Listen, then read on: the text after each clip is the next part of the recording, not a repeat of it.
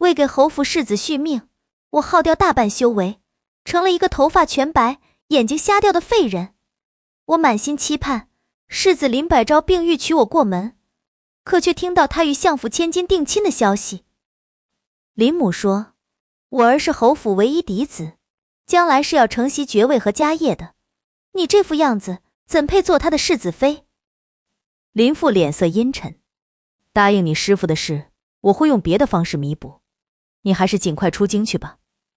等月余由奄奄一息变为风姿卓然的林白昭终于也上门了。他把婚书和庚帖一并还我，难得同我说了真心话。桑榆，你温和善良，应懂我的难处。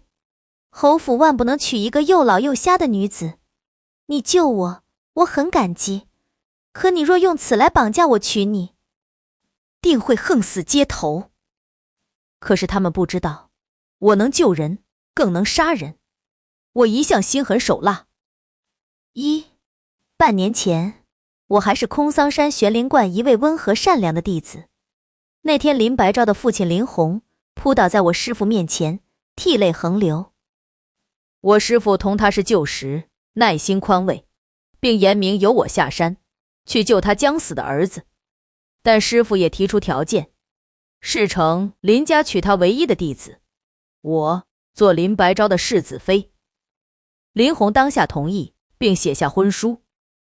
待见到我本人，他更是捂胸庆幸。姑娘如此钟灵毓秀，能娶到你，是我儿之福，是我林家之福。可他万没想到，为救他那寿命已尽的儿子，我会耗尽大半修为，不但迅速衰老，还瞎了双眼。林家对我的态度也急转直下，唯林白昭对我十分心疼。他是亲眼看着我从花容月貌到丑到不堪入目的。林白昭坐在床榻边，抓住我的手，话说的艰难，却情真意切。桑姑娘，是我把你害成这样的，我定不会负你。彼时我心口微微发热，甚为感动。他是除师父外唯一这样对我说话的人。我觉得我的一生，或许从此时开始便是另一番境遇。师父的期许也真的可以在林家完成。直到林白昭养出血色，从病床上起身，昔日躲着侯府的同僚和媒婆再次上门，重新对林家送出彩虹色的马屁。林母本来对我不满的情绪终于压不住，她以未婚女子不宜频繁出入别家府邸为由，将我挡在门外。而林白昭，我再未见到一眼。京城的消息那样快，只1个月，林家便传出喜讯，林白昭要与相府千金订婚。京中人人赞叹，两人青梅竹马，如今终于修成正果。至于林百昭之前为何会得那样的邪病，病又是如何好的，无人提起半句。我掐着指头算日子，林家娶亲前必会先见我一面，不然婚书和庚帖会成为他们的把柄。万一将来我闹出去，事情可就不好了。这一天来得很快。林母对我的鄙夷毫不掩饰，言谈间都是我高攀不起他的宝贝儿子。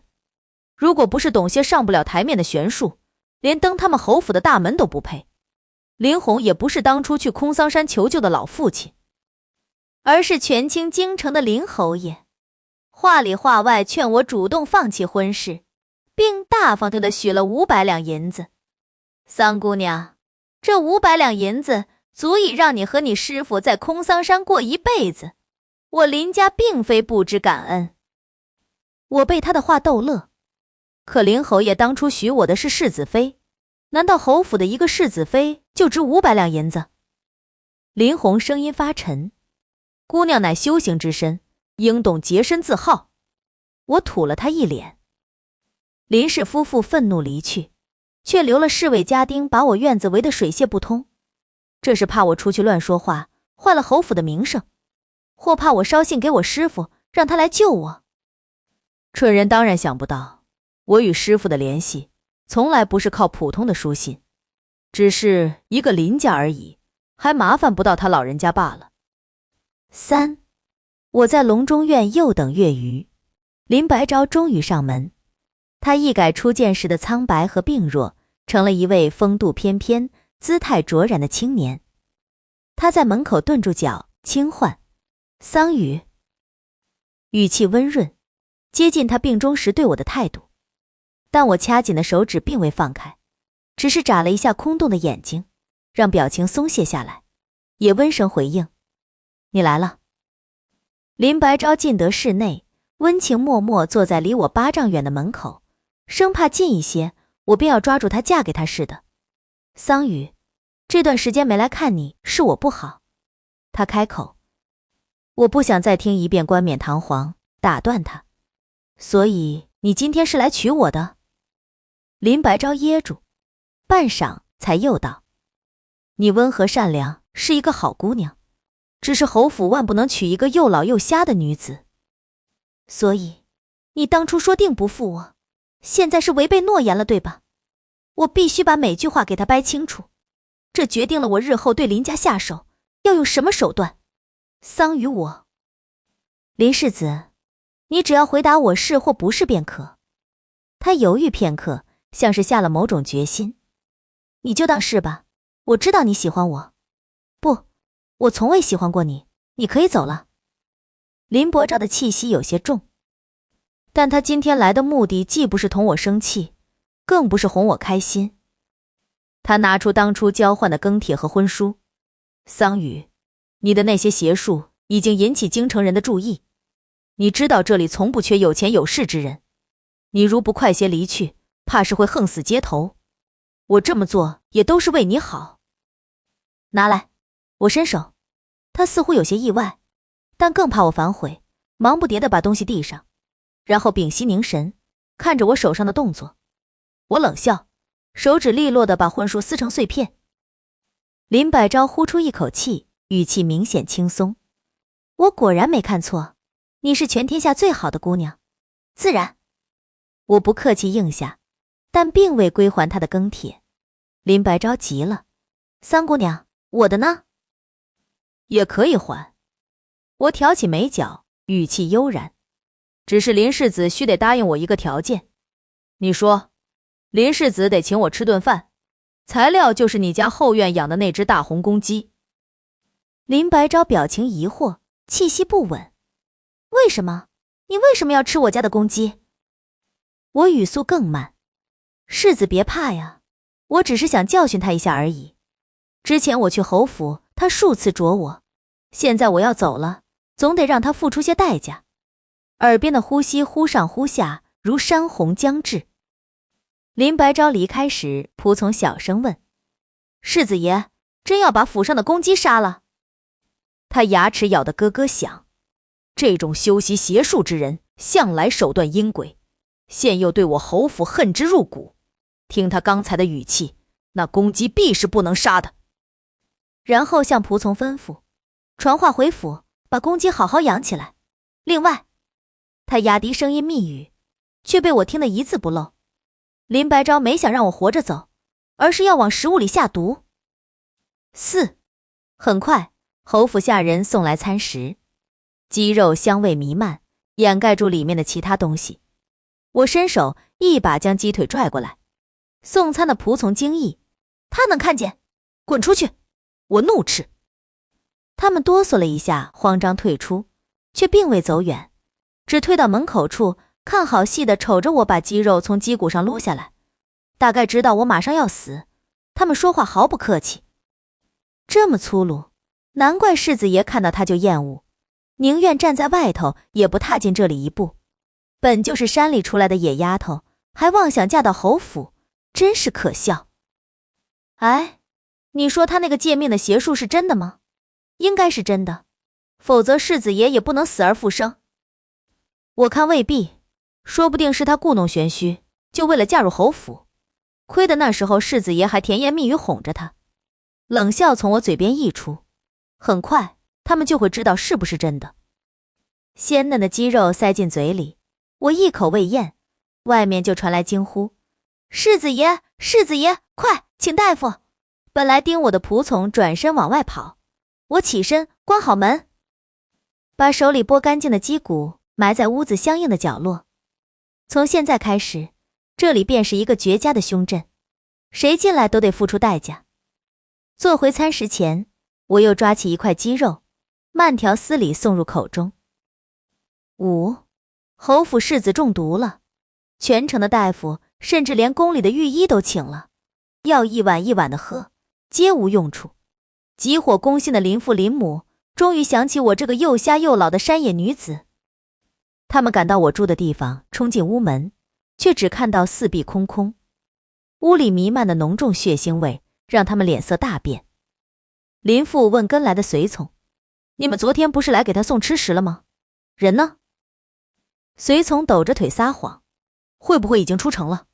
不可能，守城侍卫我吩咐过，如果他离开，侯府会第一时间收到消息，而且我们的人一直在院外把守，根本无人进出。”随从扑通跪倒在地，汗珠划过脸颊：“侯爷，昨日世子爷让我们送来的吃食里有药，不知道他是不是已经死了？”混账东西！林红一脚踢到随从胸口：“我不是说了吗？把他送走即可，谁让你们弄死他的？”我隐在阵法之城的网里，听着他们手足无措，闹成一团，内心一阵复仇的快感。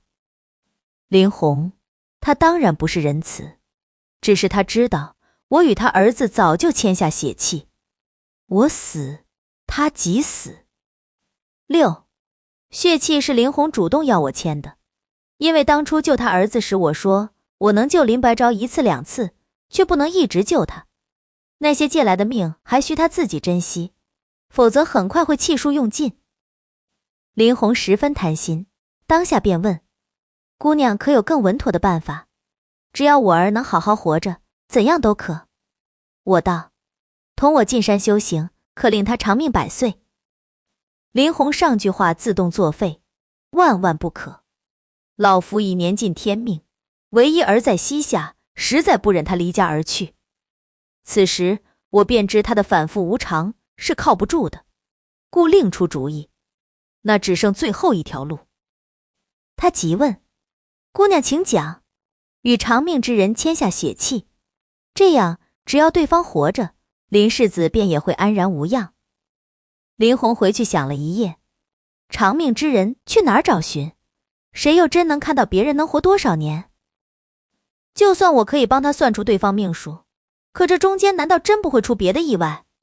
再说，侯府世子的命要系到别人身上，此事若被外人知晓，必会成为别人拿捏林家的手段。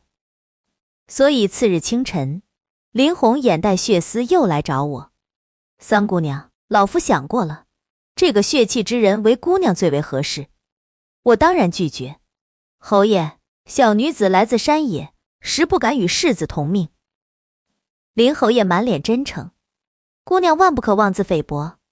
且不说你与我儿早有婚约，本就是同命之人，就是姑娘本身姿容性情也绝不输京城任何大家闺秀。”他舌灿莲花，使出浑身解数让我答应，以为我会像我师父那样宽容大度，宁愿自己吃亏，也不同旁人计较。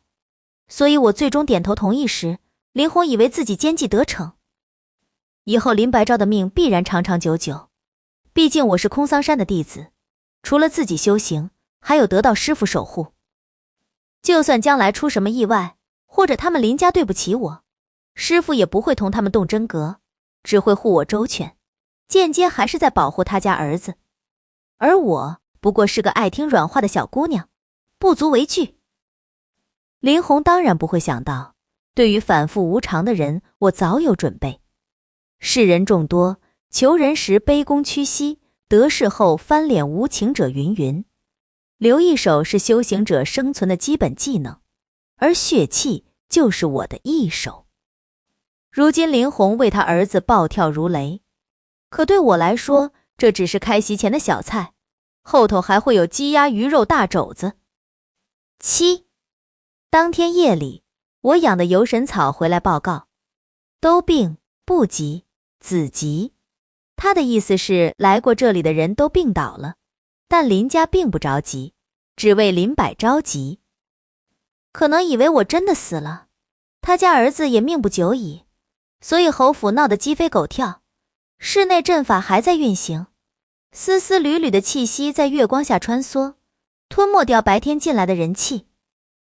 我转了几下眼珠，让朦胧感更清楚一些，可以隐约看到窗外的黑影。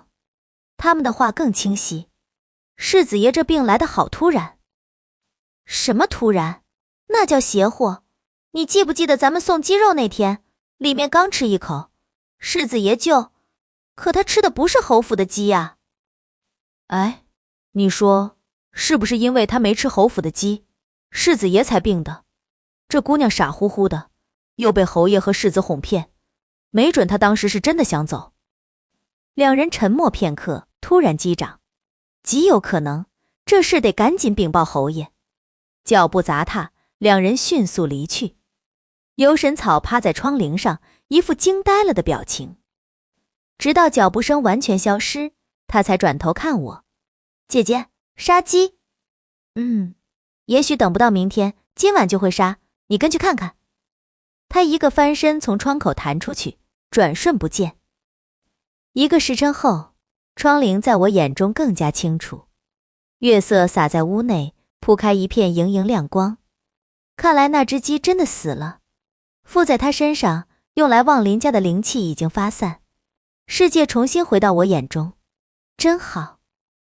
5更时，游神草回来，小脸红扑扑的，说话也连贯了。姐姐，你看我，你看我，我可以帮你啦。他转着圈在我面前扭，青草扎成的小裙甩出风来。我一伸手，他便跳到我掌心。姐姐快告诉我，怎么杀他们才能让你恢复得更快？我现在就回林家。我点了点他的小脑袋，别急，他们会自己上门的。8，林家人来得很快，天刚蒙蒙亮，我的院门便被踹开，守门的侍卫呼了声侯爷，便被一脚踢了个倒仰。没等他爬起来，刀刃便刺向他的脖子，鲜血在半空划成湖，梅花一样落在院门前。我的屋门也被踹掉，附在门口饥饿不堪的腐败之气嗅到生人味，迅速扑了出去。林红猛地弯腰，重重咳出一口血来。这口血让他的暴躁收敛些许，他屏退随从，艰难地扶住门框，半晌竟落下泪来。三姑娘，是我林家对不起你，你有怨有恨，都冲老夫来。可你能不能放过我儿？他只是一个孩子呀。门口灰尘溅起，林红踉跄入内，他竟然给我跪下了。三姑娘，其实老夫让你离京，并非真的嫌弃你，而是京城实在太过危险。你救我儿之事已然被人知晓，甚至还有人开始找你的下落。老夫是怕你被人所害，才不得不冷下心来赶你离开。老夫万没想到，本意是好，结果却成了这样。不过无论如何都是林家的错，没事先与姑娘说个明白，还请姑娘念在你师父的面上，放过我儿一命。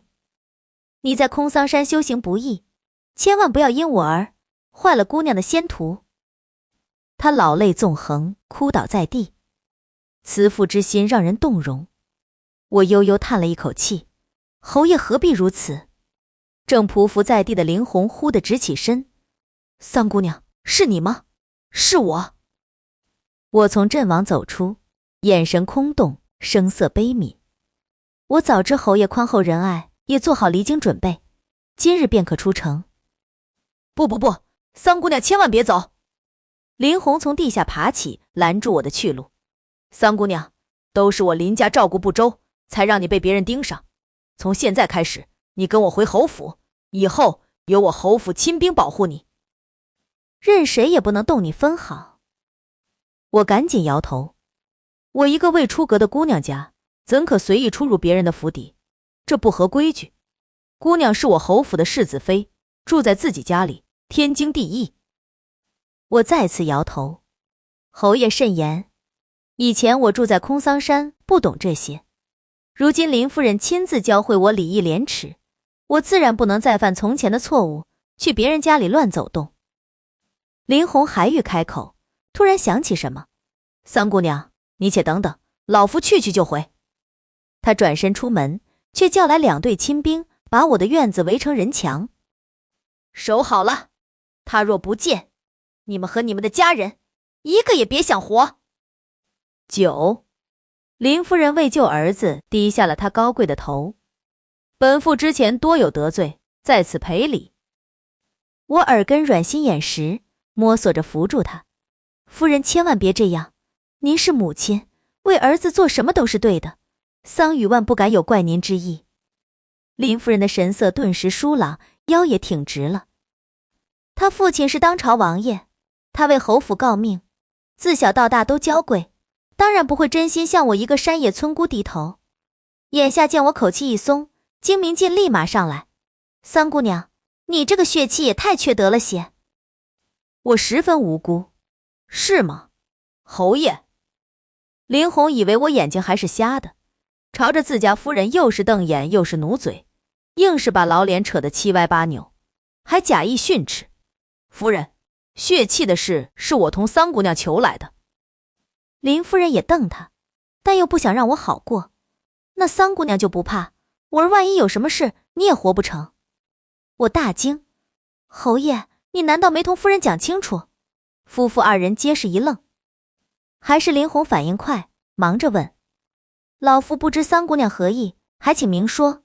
当然要明说，我就想看他们知道真相后，气我又干不掉我的样子。这血气是分主次的，由我而下，自然我是主，林世子为次。所以如我死了，林世子就活不成，但若林世子死了，我只会活得更好。就像大树和树枝的关系，大树死了，树枝不能独活，但若把树枝砍了，大树只会长得更高更壮。两脸惨白，林红握紧的拳头上青筋都跳了起来，她一定非常想一拳打死我。林夫人也是咬碎一口银牙，手却只能在林红的胳膊上狠狠拧一把。室内气氛凝滞，唯有胸振还像毒蛇一样不断吐着信子。林氏夫妇终于熬不住，再次向我求和，这回是有些诚意的，送来了好几箱珠宝，还允诺要修一条从京城到空桑山的官路。以后若我想去看师傅，快马加鞭一日便至，让我一解孝心。条件很好，只是开晚了。我收下东西，许下诺言，但并没收回离京的话，也不同他们回侯府，更没答应救林伯昭。林夫人气到生颤，桑姑娘是不是非要嫁给我儿子，才愿留在京城？林红怒火中烧，还要强装温和。姑娘与我儿本有婚约，嫁入府中甚好，甚好。我面无表情望向虚空。侯爷，夫人，我这副模样哪里配得上世子？桑榆只是在想，既然要留，自然要有合情合理的理由，还要保证自己的安全才好。侯爷先前也说，京城已经有人在找我，我万一死了，世子他也活不成，我不忍伤他，还是离得远些好。林红从早上跟我磨到中午，早就失去耐心，但为了儿子的命，又不得不低声下气。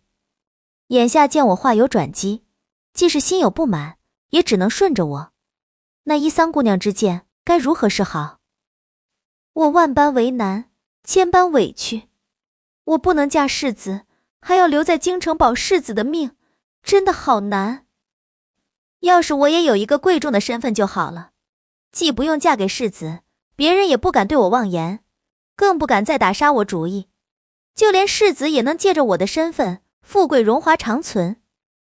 我长叹一声，唉，可惜我只是一个山野村姑。我垂眸摇头，对未来无能为力。可林氏夫妇的眼珠却滴溜溜转了几个来回，我知道他们开始上我的路了。一天后，我一度冷清的小院突然热闹非凡，一道从宫里出来的圣旨在院子里宣读，我成了当今皇后的义女，封号陈佑公主。离开小院前，我在屋内上了一炷香。香烟袅袅中，我对师父说，您期盼的、想要的，不通过林家，弟子也能拿到。陈佑公主搬出小院，入住皇宫，以后进入林家也名正言顺。毕竟皇后是林侯爷的亲姐姐，林夫人是当朝王爷的亲妹妹，而我是皇家血亲，是公主。只是林白昭的病确实难治，本来就刚刚痊愈，又经中毒折腾，更是心虚气短。如今整日躺在床榻，晕多醒少。不过既然大家都是亲戚，我当然会对他尽心尽力。除了各种大补符纸丹药，也用了玄门秘术人补。人补便需要用到人气，外人自然不好，杂气太重，补不好命都会丢掉，所以只能用自家人，最好是至亲。林侯爷倒是毫不吝啬，不但把自己的几个庶女找来，连宗族里的男子也找了不少。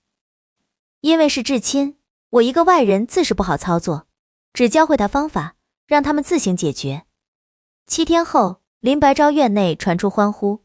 我被请进去时，这位世子爷正在诈尸，脸上多了红润，人也从床上坐起来，还就着丫鬟的手喝了2口茶。本世子终于又活过来了。看到我，他眼神躲闪了一下，但很快恢复平静。桑姑娘来了。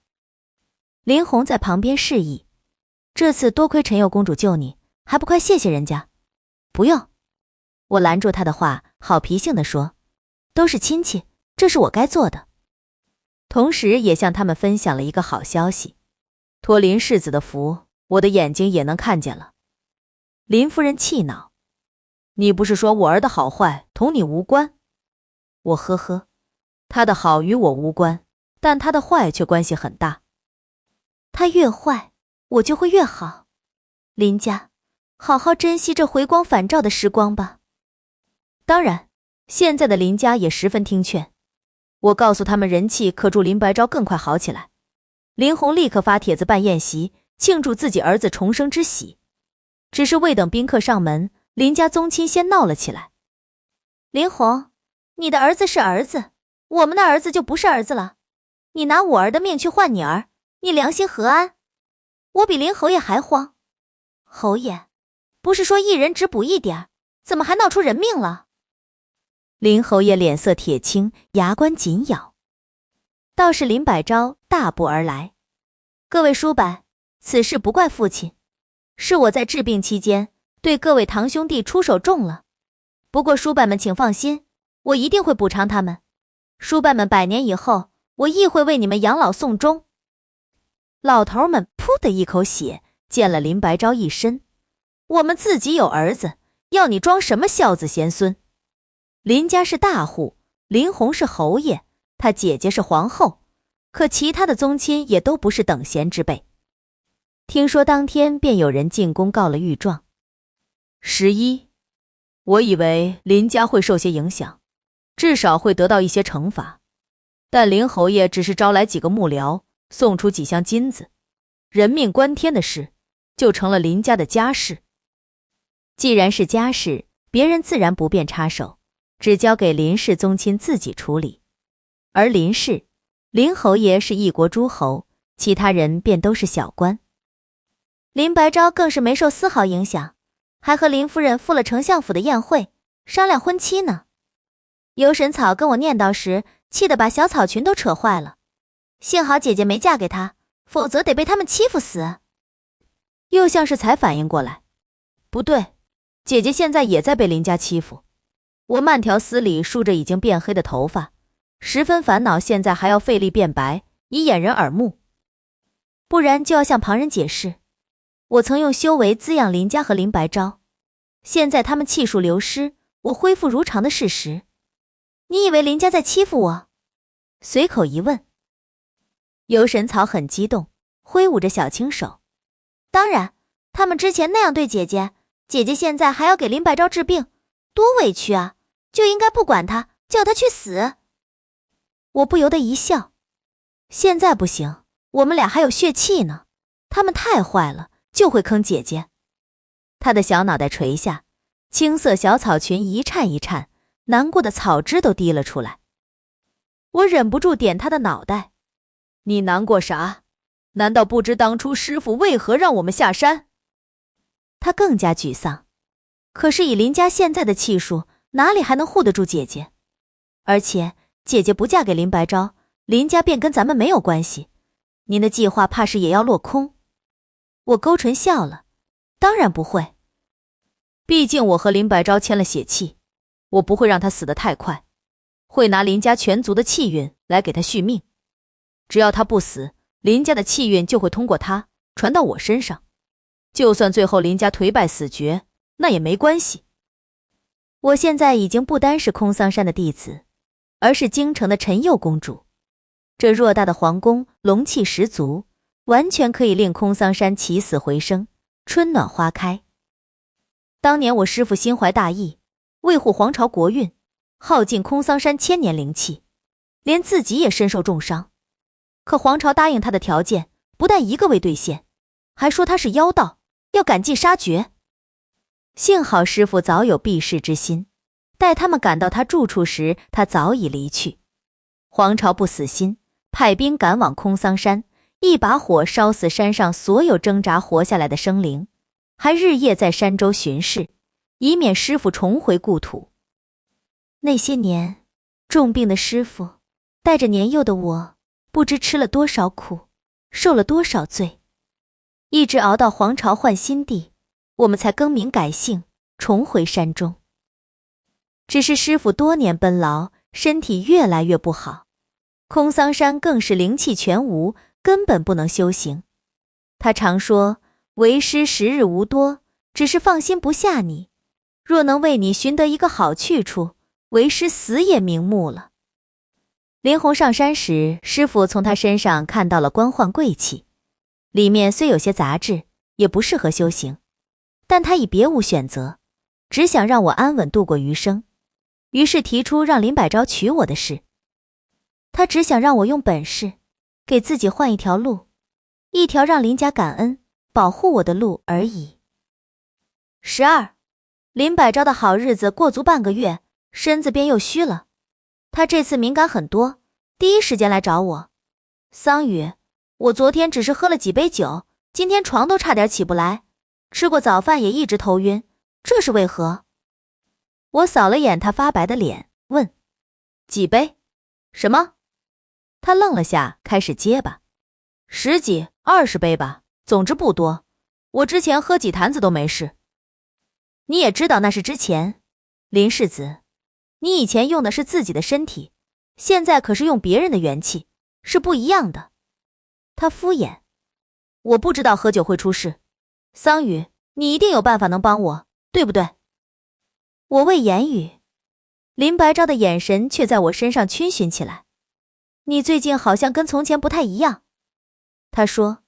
我冷声：托世子的福，眼睛可以视物了。这个林世子不是早已知晓？不，我说的不是眼，是你脸上可怕的皱褶，现在一点也没了。头发虽然还是白，但不毛躁。总之，你跟之前大不相同。林白昭突发奇想：桑宇，我和你有血气的事，父亲已经全部告诉我。你说是不是因为我们两个住得太远，我的身体才一直不好？要不你别住宫里了，住到侯府去。我使劲按住袖子，游神草才没跳出来抽他的脸，但骂声已经传进我耳中。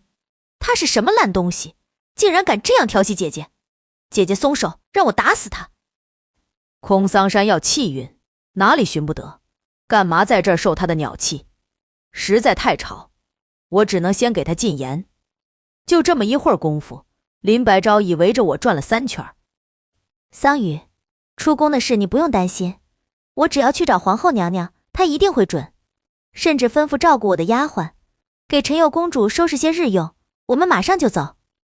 等等，我拦住他。林世子要我以什么名义住到你们侯府去？是住几天，还是要常住？林白昭难掩喜气，当然是常住。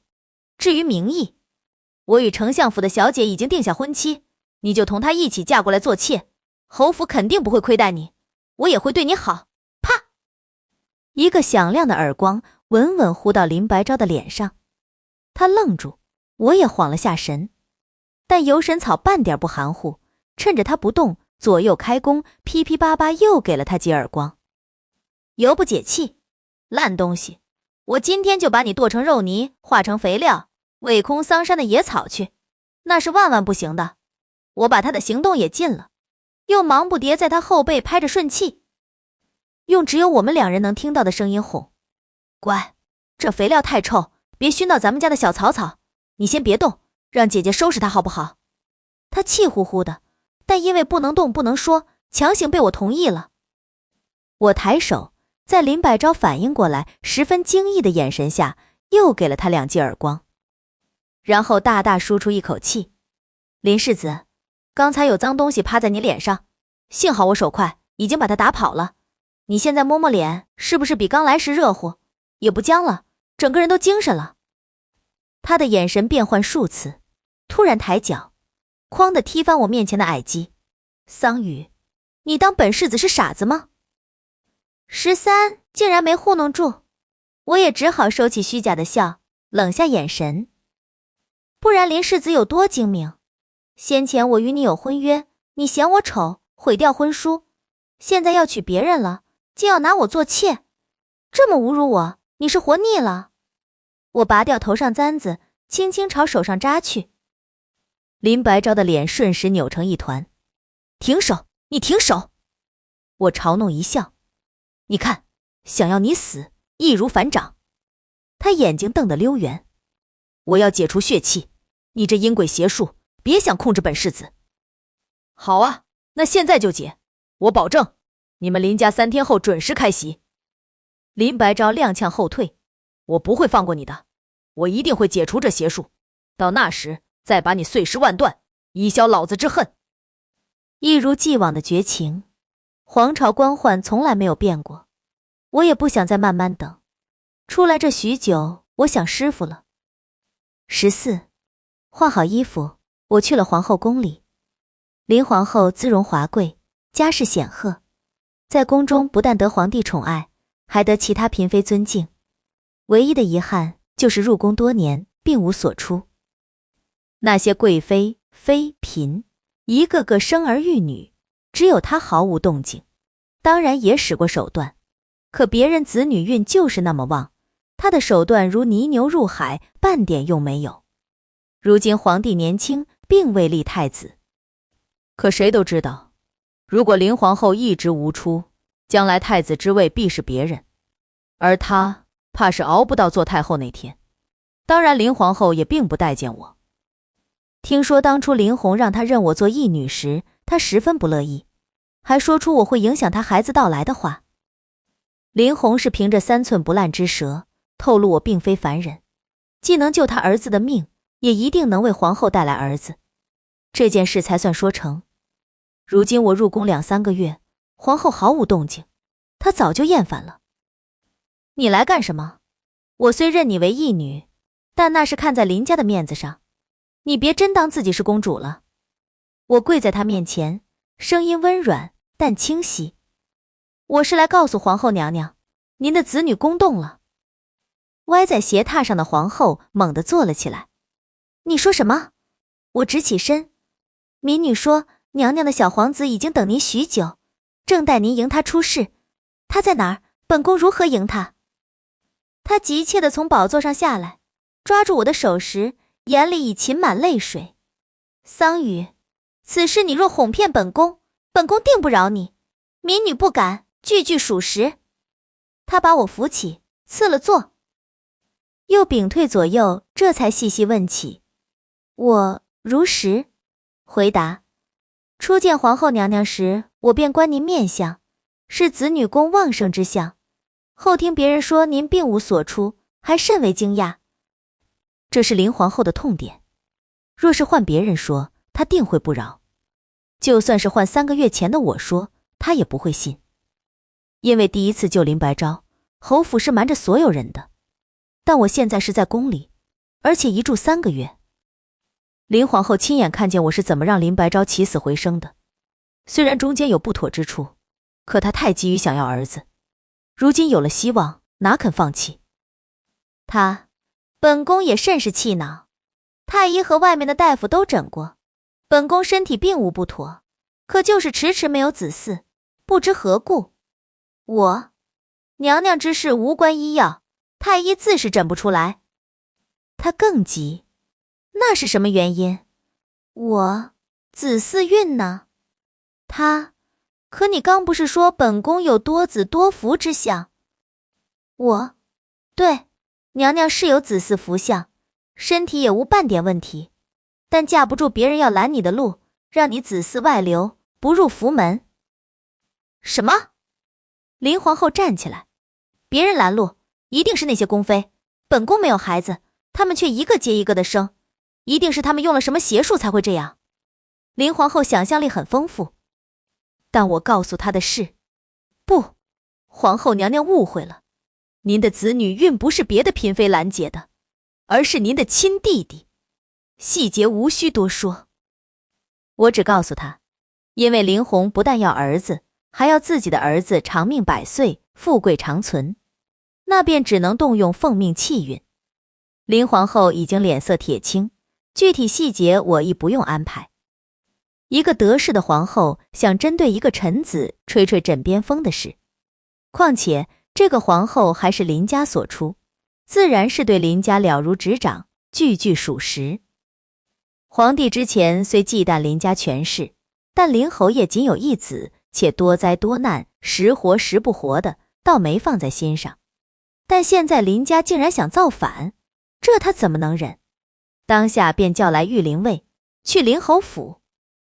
15，我无事不能出宫，派游神草根去看了一番热闹。他3更天才急匆匆从外面回来。姐姐，你猜怎么着？林家没抄成？怎么会？林家被抄了个底朝天，那个林红和林白昭被当场赐死。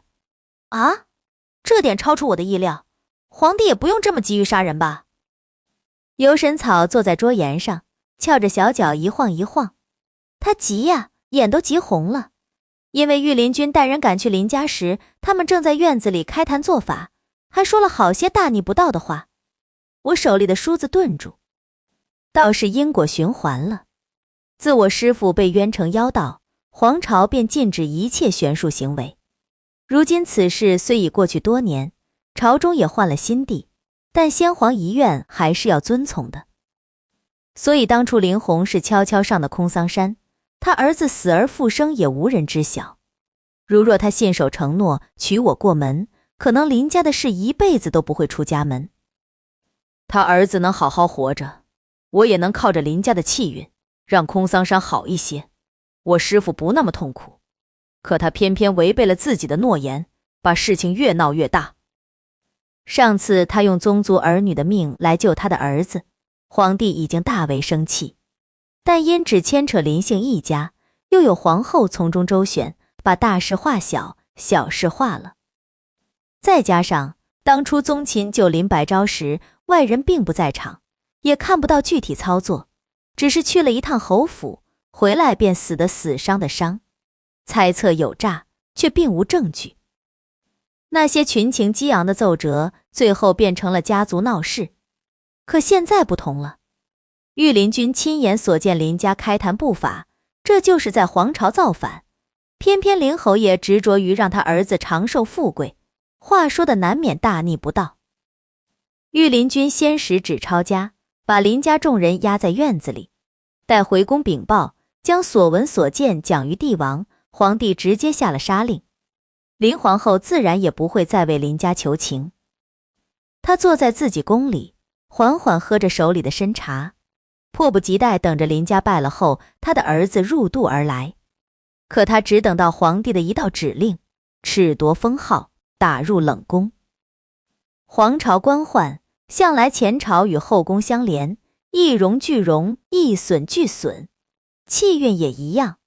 林家与林皇后本就是互相照应的存在，现在林家没了，林皇后无祖荫庇护，运数跳崖式下跌。16，我是皇后一女，她都打入冷宫了，我自是落不着好，所以我被捉进了牢里，只由神草离开京城，回了空桑山。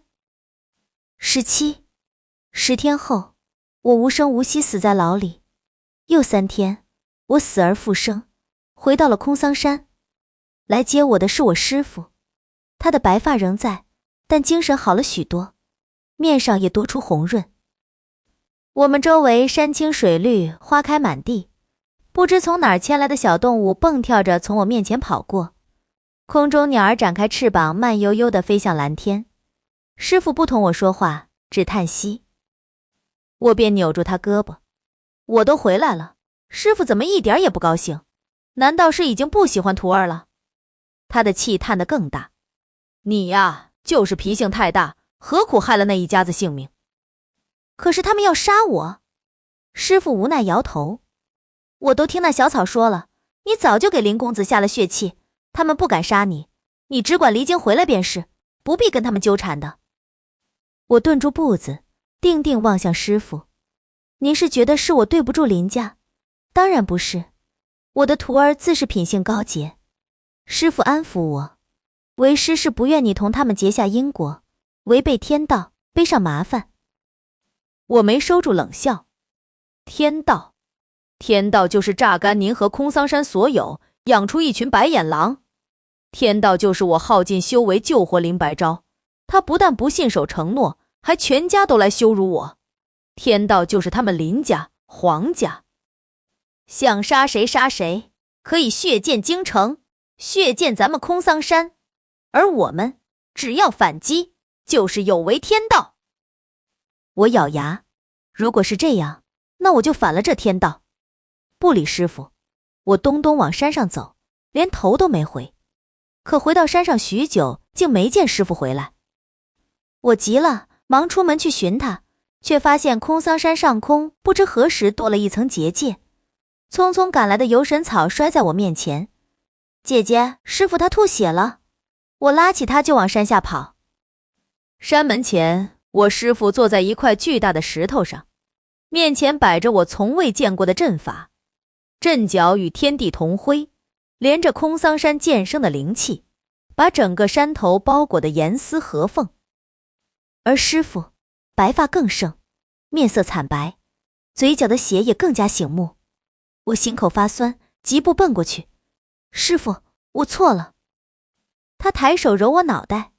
傻徒儿，你没有错，是师傅错了。当初看错人，让你受了这么些委屈，我不怪你的。他翘起嘴角笑。我就知道，我的徒儿最是仁厚，所以为师骂归骂，护也一定要护。这结界上能挡天道责罚，下能挡宵小之徒，以后咱们就安安稳稳的。我重重点头。我都听师傅的，反正那座皇宫里早就被我布下阵法，所有欺负过我和我师傅的，一个也别想跑，否则我道心不稳，仙体多难修啊。